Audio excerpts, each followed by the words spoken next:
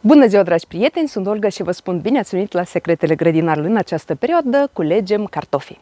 Toată lumea vorbește despre cartofi, unii se laudă cu recoltele lor, alții se plâng că anul acesta nu a fost atât de bun la cum s-au așteptat și așa mai departe. Dar nu trebuie să ne facem griji pentru că în anul următor va fi mai bine.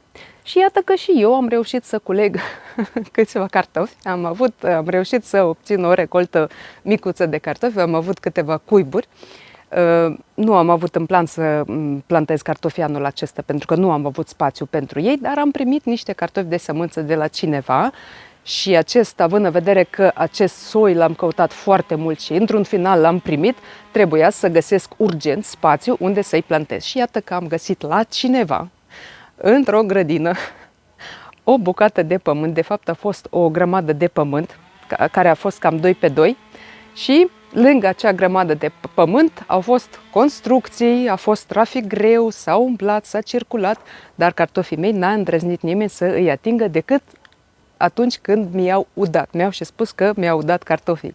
Și având în vedere că cartofii mei nu au fost îngrijiți cum trebuie, eu consider că recolta a fost totuși bună și scopul meu a fost atins. Eu am păstrat sămânța și am și reușit să o înmulțesc ca să am pentru anul următor. Pentru anul următor voi avea unde să îi plantez. Așa că scopul meu a fost atins și asta înseamnă că se poate. Dacă vrem, se poate orice.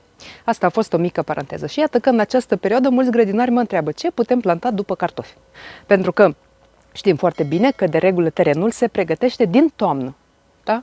Dacă în anul următor dorim să cultivăm roșii, îl pregătim din toamnă. Terenul este pregătit din toamnă. Știm ce siderate putem semăna, ce îngrășăminte putem aplica și așa mai departe. Și iată că mulți grădinari deja mă întreabă ce plantăm după cartofi. Cartofii, în general, ocupă foarte mult spațiu în grădinile noastre și tocmai de aceea mulți grădinari renunță la cultivarea cartofilor din cauza că nu le ajunge spațiu. La fel ca și în cazul meu. În unii ani am cultivat cartofi în saci, în lăzi și așa mai departe. Anul acesta nu am avut această posibilitate și în anul următor voi avea unde să-i plantez. Și tocmai de aceea, în unele cazuri, nu este posibil să facem rotația culturilor în cazul cartofilor. Ce înseamnă rotația culturilor? Rotația culturilor presupune revenirea aceleiași culturi sau aceleiași familii pe aceeași parcelă odată la 4-5 ani. Dacă nu efectuăm rotația culturilor, asta înseamnă că în sol se vor înmulți bolile și dăunătorii specifici acestor culturi și de asemenea solul va fi mai sărac în acele micro și macroelemente care sunt consumate de acele plante. Și de aceea se recomandă să efectuăm o rotație a culturilor corectă. Și de aceea este foarte important să știm din anul acesta cam ce am putea noi cultiva după cartofi în anul următor. Cu siguranță și anul acesta am putea să cultivăm anumite culturi după cartofi. Dacă vremea vă permite, anul acesta mai aveți timp să semănați spanac, salată verde, puteți să semănați mărar, puteți să semănați pătrunjel dacă este cald. La noi este foarte cald, la noi sunt peste plus 30 de grade și vremea așa va mai ține o perioadă destul de lungă. De aceea, dacă și la dumneavoastră este la fel de cald, mai aveți timp să faceți acest lucru. Așa că alegeți acele culturi care au o perioadă de vegetație scurtă și ridichele de lună se pot semăna în această perioadă foarte bine. Puteți să plantați arpagic după cartofi, ca să, dacă îl plantați acum, veți avea ceapă verde în toamnă, adică în noiembrie, în decembrie. Sau așteptați luna octombrie și pe urmă puteți să plantați ceapă. Dar acolo vom ajunge mai târziu. Și iată că ce putem planta sau semăna anul viitor după cartofi. După cartofi, în primul rând, nu se plantează cartofii, roșiile, vinetele, ardeii, pentru că aceste culturi fac parte din aceeași familie cu cartofii, da?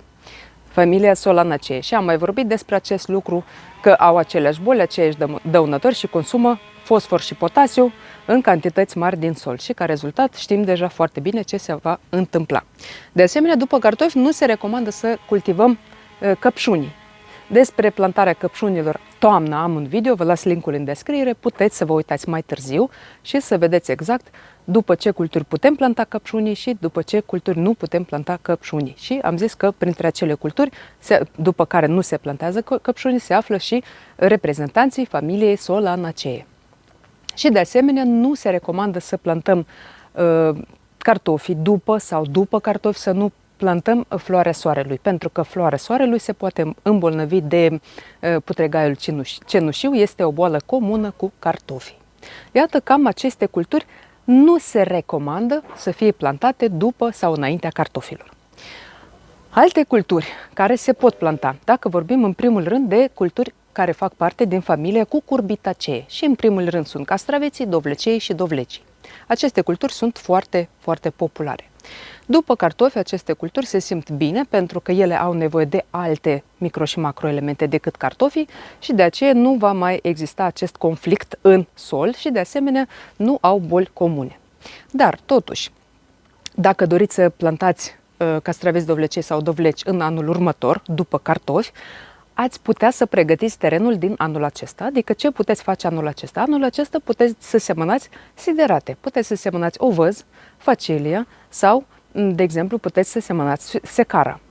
Dacă nu aveți niciunul din aceste siderate, puteți să semănați, de exemplu, muștar alb sau ridichea oleaginoasă. Aceste două culturi fac parte din familia Brassicaceae, nu intră în conflict nici cu cartofii, nici cu castraveții sau dovlecei și, de asemenea, aceste siderate, pe lângă faptul că vor îmbogăți solul cu organică, cu micro-macroelemente, vor face solul mai afânat, mai permeabil și așa mai departe, îl vor trata de boli care pot rămâne după cartofi și de asemenea de dăunătorii din sol. Iată, acesta este un plus. De asemenea, după cartofi, dacă vorbim de familia Brassicaceae, din familia Brassicaceae, după cartofi putem cultiva ridichi de lună, ridichea neagră, daicon și alte feluri de ridichi. Aici nu va exista niciun conflict. Aceste culturi nu se vor simți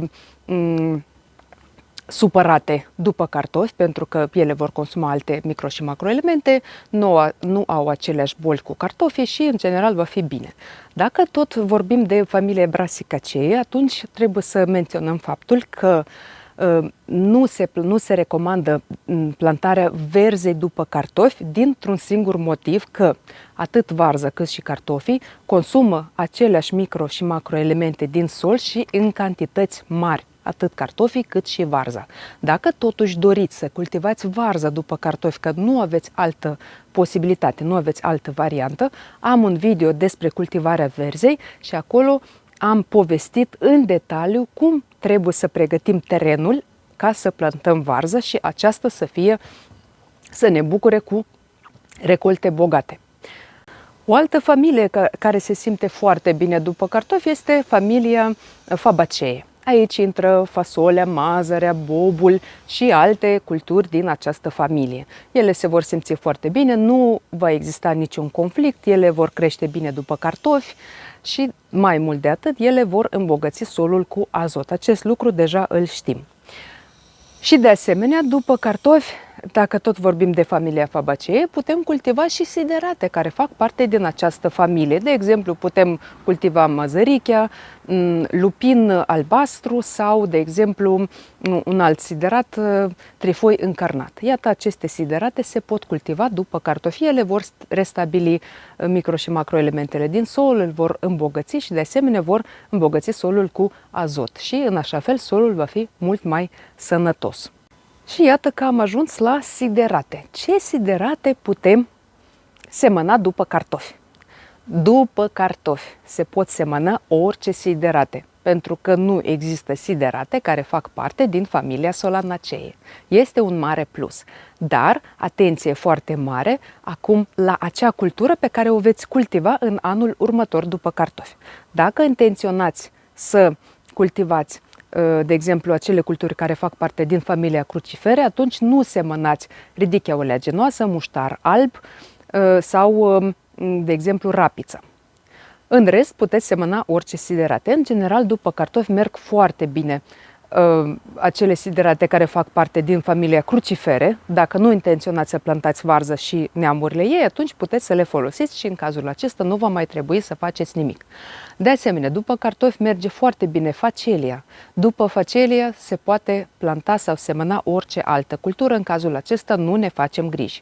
De asemenea, după cartofi merge foarte bine ovăzul, secara sau grâul. Iată, și aceste culturi vor trata solul de boli, îl vor îmbogăți cu organică și ca rezultat solul va fi pregătit pentru cultivarea altor legume în anul următor. Așadar, ca și concluzie, după cartofi încercăm să nu cultivăm cartofi roșii, vinete, ardei, căpșuni sau, de exemplu, floarea soarelui. În rest, putem cultiva alte plante cu condiția că vom pregăti corect solul.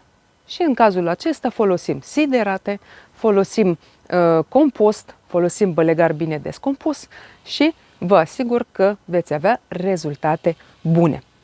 Dragi prieteni, acesta a fost materialul de azi. Sper că am reușit să răspund la întrebările dumneavoastră și, ca de obicei, vă aștept în comentarii cu întrebări și sugestii. Nu uitați să vă abonați la canalul meu dacă nu ați făcut-o până acum. Apăsați pe clopoțel și alegeți toate notificările ca să fiți notificați de fiecare dată când apare un episod nou. Și nu uitați să apăsați pe like dacă acest video v-a fost util și interesant. Eu vă aștept data viitoare și vă doresc sănătate, spor în toate și recolte bogate. La revedere!